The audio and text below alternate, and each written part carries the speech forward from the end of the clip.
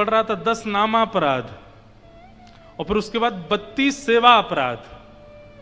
32 सेवा अपराधों में एक अपराध पता है क्या है? एक हाथ से पैर छूना, ये अपराध है। कौन समझाए बच्चों को? कई तो यूं आते हैं, अब उसको उस समय टोक दे तो बुरा लग जाएगा। प्रणाम कैसे होना चाहिए हमें यही नहीं पता है। और बल्कि ऐसा 32 सेवा अपराधों में ऐसा वर्णन है कि एक हाथ से जैसे ही आप प्रणाम करते हो तो कम से कम 10 गंगा स्नानों का पुण्य नष्ट हो जाता है। एक हाथ से प्रणाम करना। अपराधों की तो संख्या ही बहुत है। 10 नामापराध मैं लिख के भी लाया, मैंने कि वैसे कहा है मैंने कथा में 2-4 बार, पर भाव था कि बीच में किसी दिन अवसर मिलेगा तो कहूंगा, ध्यान से सुनिएगा। सबसे पहला, संत उपेक्षा। किसी भी वैष्णव संत की उपेक्षा। जैसे 4 लोग आप बैठे, कथा करके हम चले गए, हमारे जाने के बाद ही बोलने लग गए। ये महाराज जी की बद्रीनाथ में हमने कथा सुनी थी, वहां ज्यादा बढ़िया बोल रहे थे, वहां पे ऐसा कहा था इन्होंने, ऐसा कहा था इन्होंने। पहले छोटे वाले इंद्रेश जी बढ़िया थे, अब बड़े हो गए हैं ये, वो वाले बढ़िया थे। ये उपेक्षा। किसी भी वैष्णव की जब आप उपेक्षा करते हैं, आपका नाम अपराध लग जाता है। उसी समय आपका भजन साधन और भगवत प्रेम कम हो। ये एक प्रकार से इस बात का प्रमाण समझ लीजिए, ये जो सजल नेत्र नहीं होते ना ठाकुर जी के सामने जाके, ये अपराधों की वजह से ही होता है कि आपके चित्त में करुणा ही नहीं आई, भाव ही नहीं आया ठाकुर जी को देख के। तो उनमें सबसे पहला कारण संत उपेक्षा। भाई 4 लोग अगर कर भी रहे हैं ना पंडाल में बैठ के, तो आपका स्वभाव है भैया मत बोलो, कथा सुनो, उनके बारे में नहीं कहो ना, हमको क्या करना है, वो हमको ज्ञान दे रहे हैं, वो हमको कथा सुना रहे हैं, वो हमें भोजन करा रहे हैं, हमें बैठा, ठीक है ना। अब ये सब चर्चाएं मत करो। स्वयं भी नहीं करनी और किसी को भी नहीं करने देना। और नहीं मानते फिर भी लोग तो उठ के चले जाओ, तुम लोग करो, हम तो नहीं बैठेंगे यहां पे। सबसे पहला संत वैष्णवों की उपेक्षा करना और सुनना, ये नामापराध है, ये भक्ति का अपराध है। दूसरा, बहुत अच्छी बात, शिव और विष्णु में भेद मानना। दोनों में सदा नापतोल करते रहते हैं कि शिव बड़े हैं कि विष्णु बड़े हैं, कि विष्णु बड़े हैं कि शिव बड़े हैं। कई जगह हमको भी इन बातों में बहुत घेर लिया जाता है। पर भैया ये दोनों एक दूसरे के ईश्वर भी हैं, सेवक भी हैं, इसलिए शिव और विष्णु में भेद दृष्टि मत रखो। ठीक है, हमें क्यों जानना है कि पूर्ण पर ब्रह्म क्यों है, कौन है? अरे जिसमें आपकी आस्था उसमें लगे रहो, जिनमें आपकी आस्था है उनके प्रति पूर्ण विश्वास रखो। अब आप सोचिए, भगवान श्रीमन नारायण के चरणों से जो जलाशय प्रकट होता है, महादेव उसको सिर पर धारण करते हैं, कैसा प्रेम है। और वही जिनके चरणों से गंगा प्रकट होती है, वो रामेश्वरम में जाके उन्हीं शिव की आराधना करते हैं।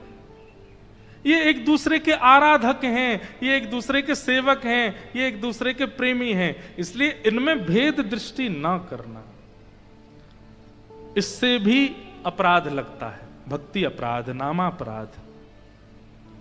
तीसरा अपराध,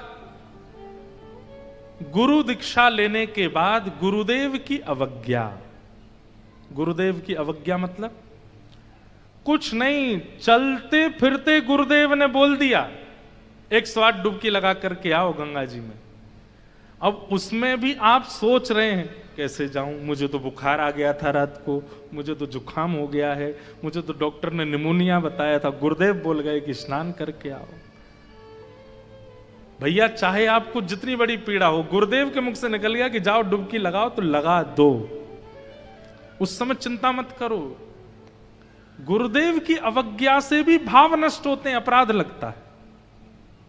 हमने तो सामान्य बात कही, पर गुरुदेव कोई बड़ी से बड़ी आज्ञा भी दे दें और उसमें आपको करोड़ों का मुनाफा हो रहा हो, उसको त्यागने में दूसरी बार सोचिएगा नहीं।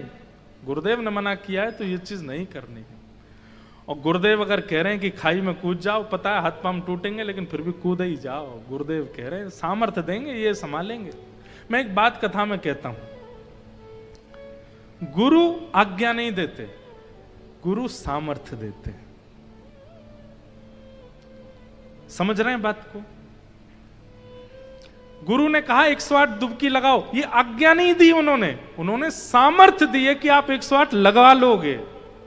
और हमारी मानो तो गिरिराज जी की दंडवती अपने मन से शुरू मत करना, किसी संत महापुरुष की आज्ञा ले लो, आप कह दो तो करेंगे, क्योंकि वो कहेंगे तो आज्ञा नहीं होगी, सामर्थ्य होगी, लगाया हो गया। किसी को पहाड़ों से बहुत डर लगता है, बद्रीनाथ जाने में घबराहट होती है, केदारनाथ जाने में डर लगता है, एक बार अपने गुरुदेव की आज्ञा का प्रतीक्षा, वो आज्ञा कर दें, उसके बाद निर्भीक होकर चले जाओ, क्योंकि गुरु सामर्थ्य देता है, गुरु अवज्ञा नहीं। ये तीसरा नाम अपराध है। चौथा नाम अपराध क्या है? शास्त्रों की निंदा करना, शास्त्रों में मतभेद मानना। सबकी मानिए, शिव महापुराण क्या कहता है, देवी भागवत क्या कहती हैं, भगवत गीता में क्या लिखा, सबकी मानिए, पर करिए वो जो आपके चित्त को स्पष्ट रूप से कहते। जैसे भागवत जी कह रही हैं कि ऐसा करना चाहिए, लेकिन कहीं कहीं भेद आ जाता है कि देवी भागवत में तो ऐसा लिखा है, तो क्या करना चाहिए। दोनों पक्ष उचित हैं, आपके हृदय को जो उचित लगता हो करो, शास्त्रों की बात मानो, पर भागवत जी की मानते हैं, किसी अन्य की अवहेलना मत करो, निंदा मत करो। यह भी एक अपराध है, नामा अपराध। बंधु, ये सारे वो अपराध हैं जिनसे भजन घटता है, जिनसे भक्ति घटती है, जिनसे भाव घटता है। अपने माता पिता को देखते, इतने कोई महान भी नहीं है वो, ये अर्थवाद। किसी वैष्णव के मुख से, किसी महापुरुष के मुख से जब आपने किसी शास्त्रीय बात को सुना तो उसके प्रति निष्ठा ना रख के, बल्कि ऐसी भावना रखना, ये तो बड़ा चढ़ा के बोल रहे हैं, ये अपराध है।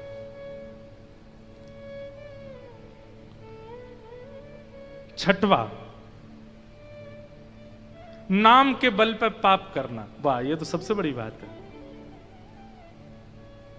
रोज जपते हैं राधा राधा राधा राधा राधा राधा राधा राधा राधा राधा, रोज जपते हैं, और जब कोई पाप करने की स्थिति आई ना, कल 2 माला एक्स्ट्रा कर लेंगे, इसको कर लेते हैं, क्या है। गंगा जी बगल में ही तो बह रही हैं हमारे, अभी हमसे गलती हो गई, हमसे अपराध हो गया, कोई बात नहीं, गंगा जी में नहा लेंगे, ठीक हो गया ना। अरे भाई, नाम और तीर्थ और दैव वस्तुओं का उपयोग आप इस भाव से करते हो कि कोई बात नहीं, अपराध बन गया तो कल 2 माला ज्यादा कर लेंगे, 3 माला ज्यादा कर लेंगे, नहीं।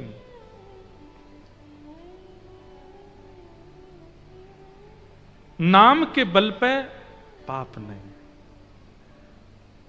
अगर गंगा स्नान करते हैं तो आपकी जिम्मेवारी है कि अगले गंगा स्नान के बीच में कोई भी पाप आपसे अगर बना तो गंगा जी रुष्ट हो जाएंगी, नहीं बने इस संकल्प के साथ जाओ। 7वां, नाम की तुलना किसी अन्य साधन से करना। भगवान के नाम की तुलना किसी अन्य साधन से करना। कोई नाम जप करता है और नाम जप करने वाले व्यक्ति को आप कहते हो, अरे भाई तो आज थोड़ा एक आध कम कर ले, बाहर यज्ञ चल रहा है उसमें जाके बैठ जा। नाम की तुलना के आगे सब नतमस्तक हैं। नामी व्यक्ति अगर नाम का आश्रय लेकर के बैठा है तो उस समय अन्यों को नाम से बड़ा मत बता। भगवान नाम सबसे बड़ा है। अगर कोई नाम आश्रित है तो उसको नाम आश्रित रहने दिया जाए। बोलो गंगा मैया की जय। हमारे परम पूजनीय प्रातः स्मरणीय श्री भगवत धाम हरिद्वार के परम पूजनीय महाराज जी स्वामी श्री विवेकानंद जी महाराज पधारे हैं। महाराज जी के श्री चरणों में बारंबार वंदन प्रणाम अभिनंदन। साथ ही हमारे छोटे महाराज जी भी पधारे हैं, उनको भी बारंबार वंदन। तो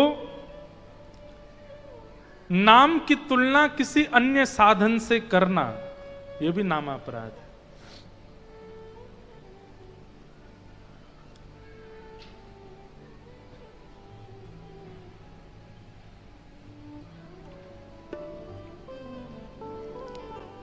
श्रीमन्नारायण नारायण नारायण, श्रीमन्नारायण नारायण नारायण, श्रीमन्नारायण नारायण नारायण, श्रीमन्नारायण नारायण, हरि हरि नारायण नारायण नारायण,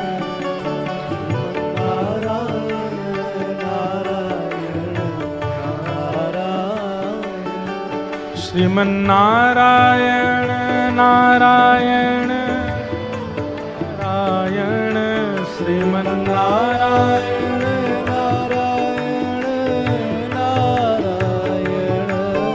नाम की महिमा बता रहे थे हमारे भगवत धाम वाले महाराज जी, नाम की ही माला लेकर के आए हैं। बीच महिमा में ही नाम भगवान आ गए हैं, तो निश्चित है कि बातें प्रमाणित हैं, इसलिए नाम भगवान आए हैं। श्रीमन्नारायण नारायण नारायण, श्रीमन्नारायण नारायण नारायण, श्रीमन्नारायण नारायण नारायण,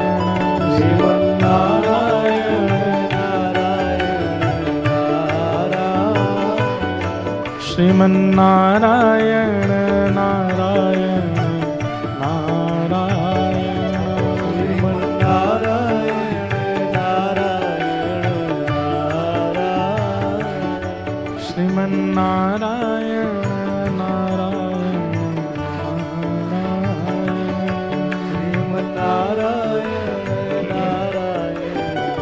नारायण।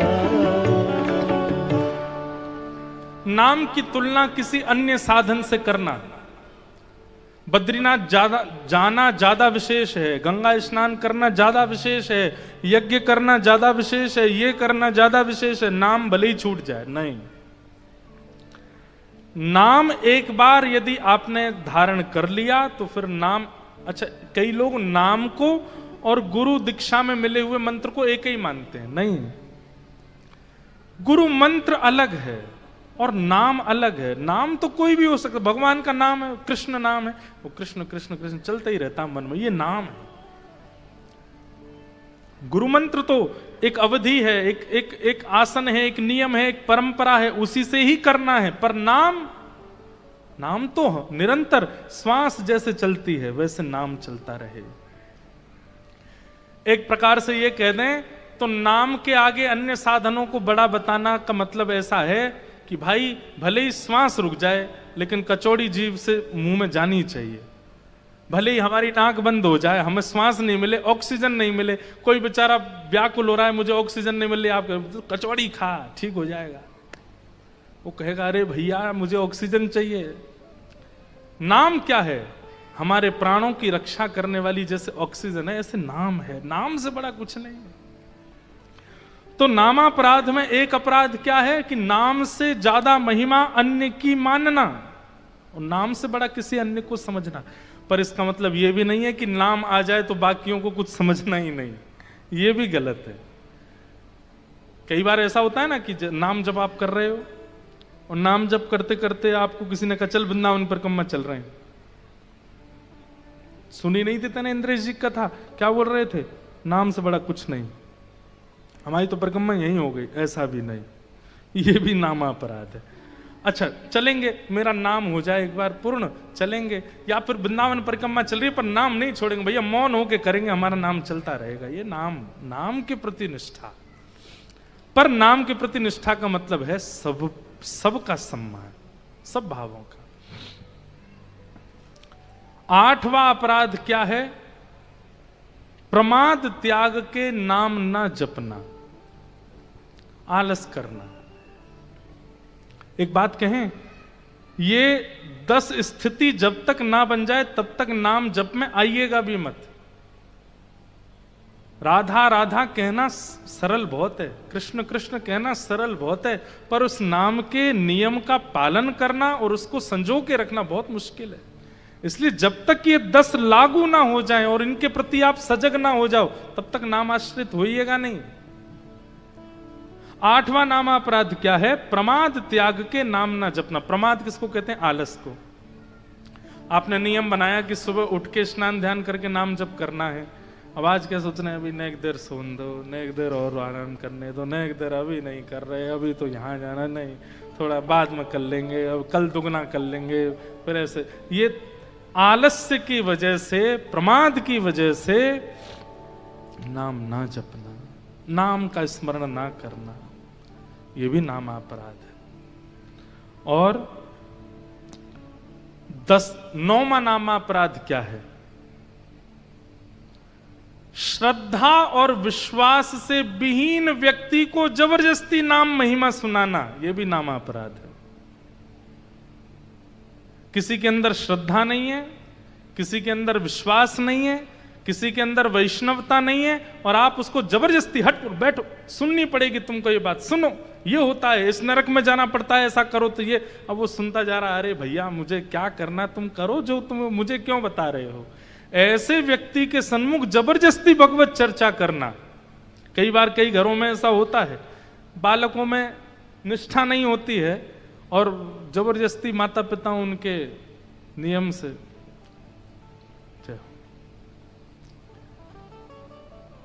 निष्ठा नहीं होती। माता पिता देख महाराज जी बोल रहे बैठ सुन, अरे मुझे नहीं सुनना, अरे क्यों नहीं सुनेगा, बैठ यहाँ पे, महाराज जी इसको समझाओ, ये ऐसा है, ये नास्तिक है, ये वो नहीं। ऐसे के सामने ना तो जबरदस्ती करनी चाहिए और ना ही किसी वैष्णव को प्रवचन करना चाहिए, उसके भाव भी नष्ट हो जाएंगे। विश्वास विहीन व्यक्ति, वैष्णव निष्ठा विहीन व्यक्ति के सन्मुख नाम की महिमा गाना, ये नामापराध है।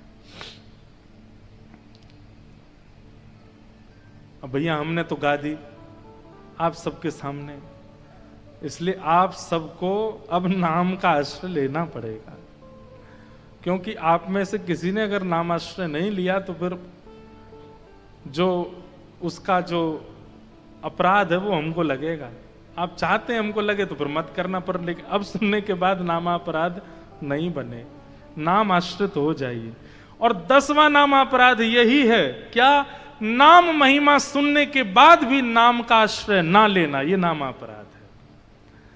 नाम महिमा सुन ली, नाम के बारे में इतना सुन लिया, भगवान नाम की इतनी महिमा जानने के बाद भी उनका आश्रय ना लेना, ये नामापराध है।